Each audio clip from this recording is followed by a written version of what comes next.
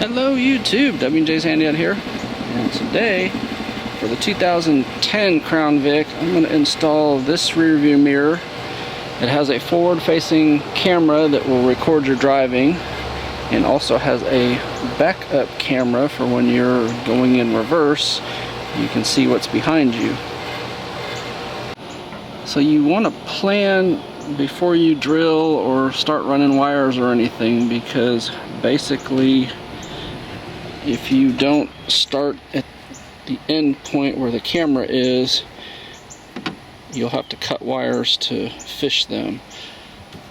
So I'm going to go ahead and probably drill a hole somewhere in here and fish the wire through.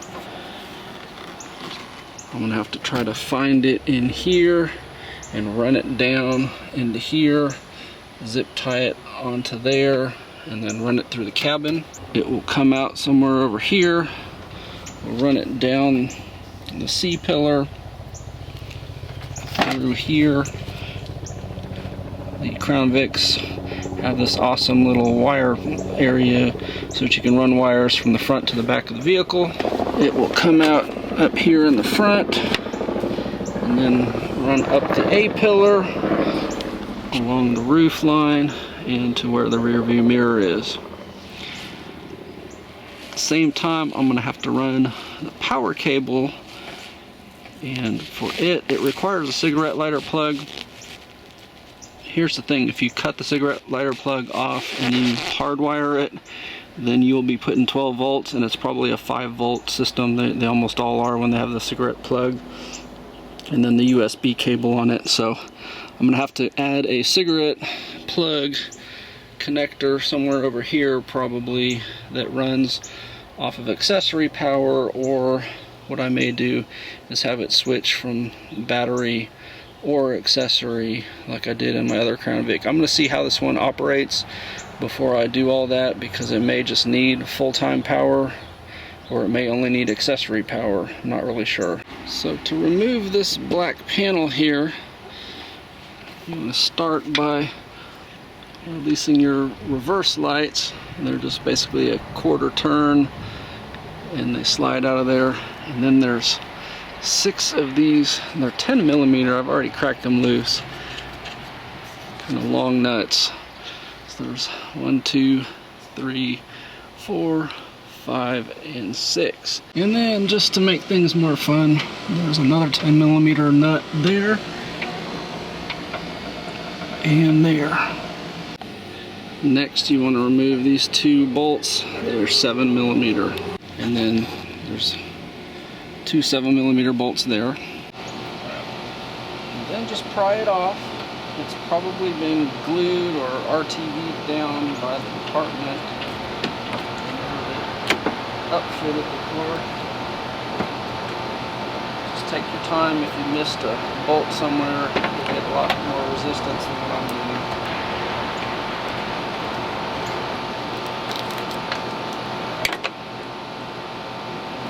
There you go. Of where you can drill and where you can run your wires through. So pretty much anything in this area, or even through where the existing light is. Because without the panel, you see you've got to pass through there, there, or even through there. Another thing, when you have this piece off, if your reverse lights fill up with water, it could be because of holes from the emergency equipment. So I usually like to close these up. Now something like this, I can probably put a little dab of RTV. My 08 had a big hole, you know, kind of like this, where they had the police lights, and so I actually covered it with the aluminum tape, or, you know, to patch up like air conditioning ducting. So I drilled a hole right there, and then I'm going to run the cable through.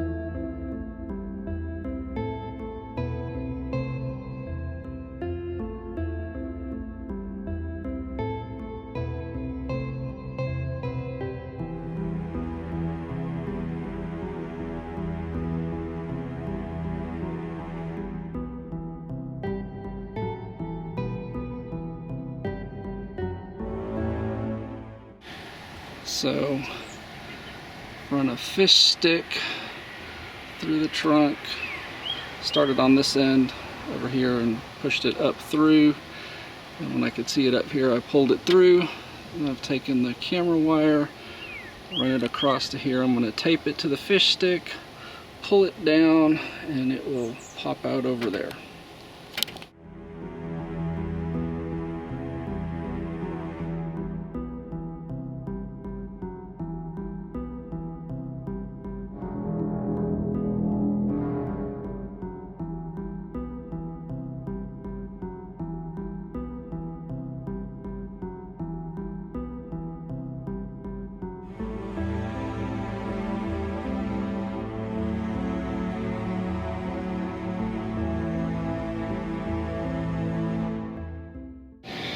Make sure you put it back all the bolts and nuts, 8 nuts, 4 screws or bolts.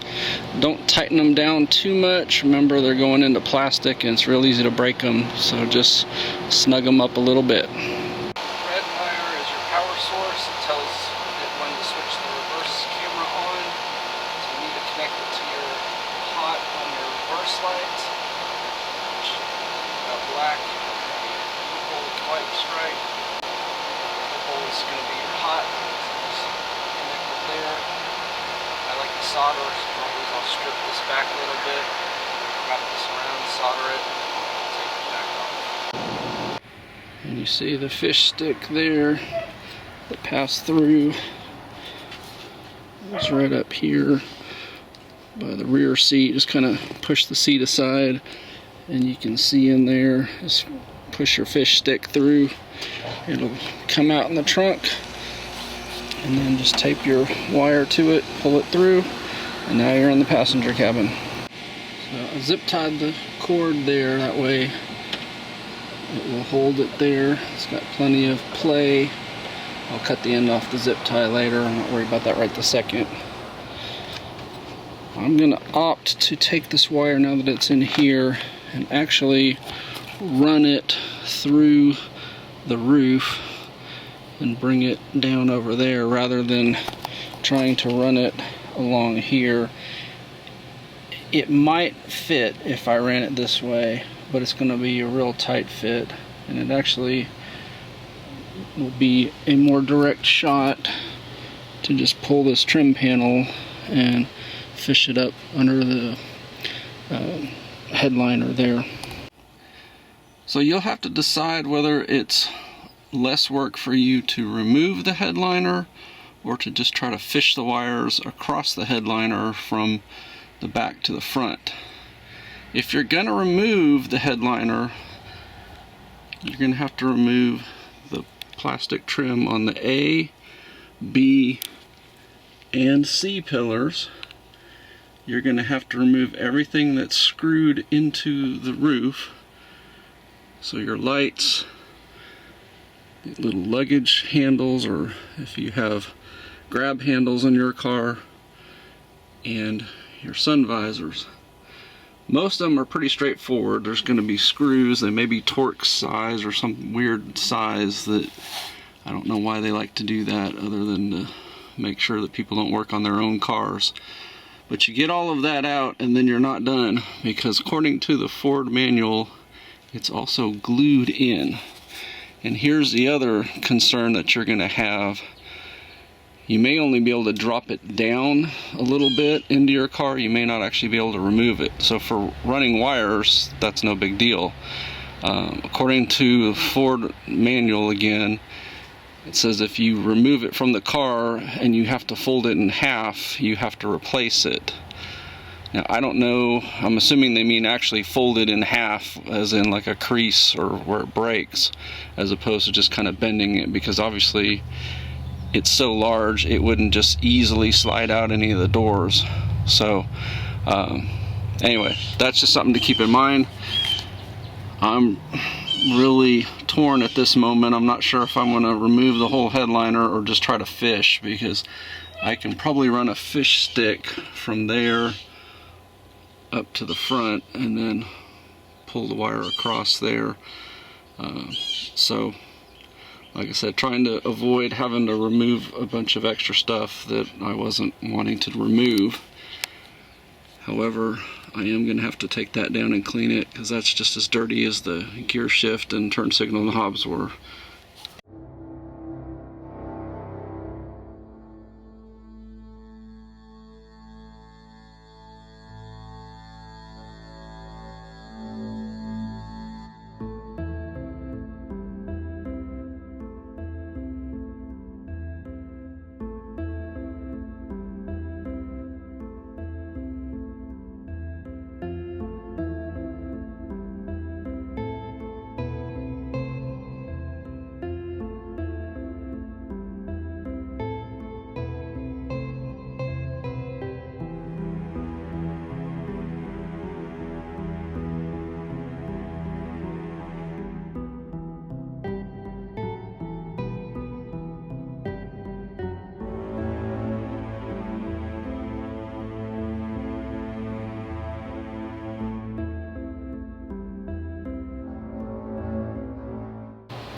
So a lot of you suffer from what they call dark mode in your car, where you open the doors and nothing happens.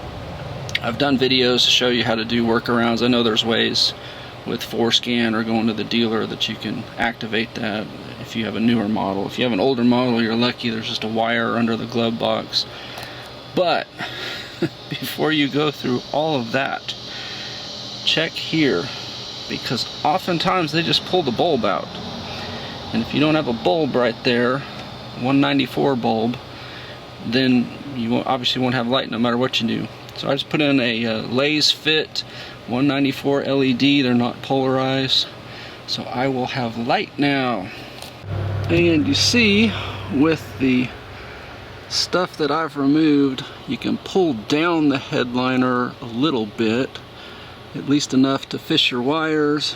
When you're routing wires, obviously it's a whole lot easier to take your small end and fish it rather than trying to start at the top and drop this down through. This might work that way, but I'm going to go ahead and start from here and fish this up.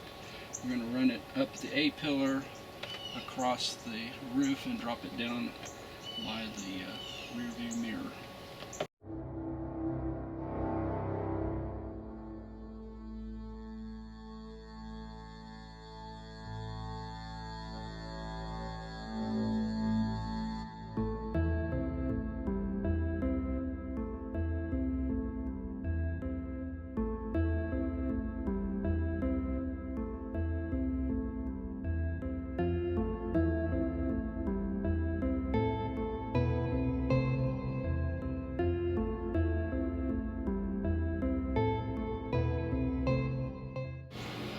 So you see I've got the wires routed now. I just use zip ties to hold them up where they are, because once I put the headliner in, that'll keep them secure. I left a little bit of free play there at the mirror so that I can maneuver them a little bit. You can always tuck them back up in the headliner whenever you finish your final install. I left the most slack down here because, at least as a temporary thing, I can plug it into the factory cigarette lighter until I get the wiring done here.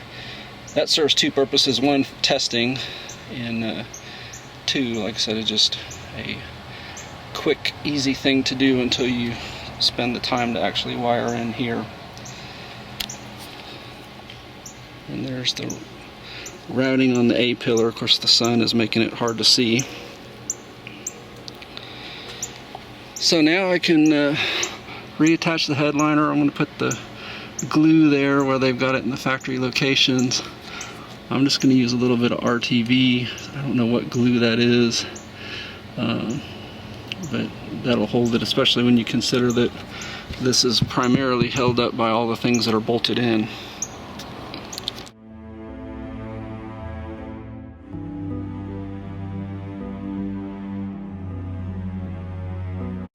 So with all the wiring done, you just pop your memory card in there, plug those in, and mount this to the rear view mirror, and it should be ready to go. And here's the switches So this one will trigger fog lights, this one will trigger the camera override. Basically the camera override triggers a relay that turns power on full time to the camera as opposed to only accessory power. Alright, so with it wired up, when you flip that on, it turns on the camera up here.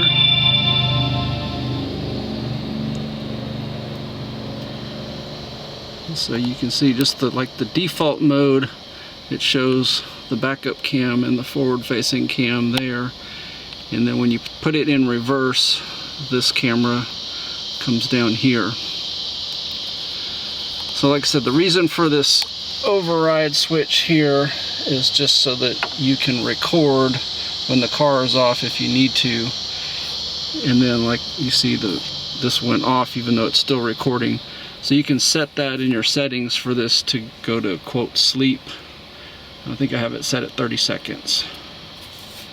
So anyway, this is pretty nice because you don't have anything stuck, suction cupped, glued to your glass. And I think for the top here, I'm just gonna cut a piece of Kydex and try to fit it around this. The problem is these project boxes, none of them are deep enough for switches. So I may just try to set it up there like that, but with some Kydex, so it'll look like it's all one box. Like I said, it's not really pretty unless you drill holes in your car, but I don't want to drill holes. The other option is to drop it down there and have it hanging down there, which I would do if this was less frequently accessed, but you pretty much have to turn this on periodically to keep the battery charged. At least past dash cams, that's been the case. You have to charge it probably 24 hours every 3 to 4 days or it loses the time. This one so far has not lost the time, which is amazing because it hasn't even been charged up. So this one may be a better system all the way around, and if that's the case, I'm going to put it on all the vehicles.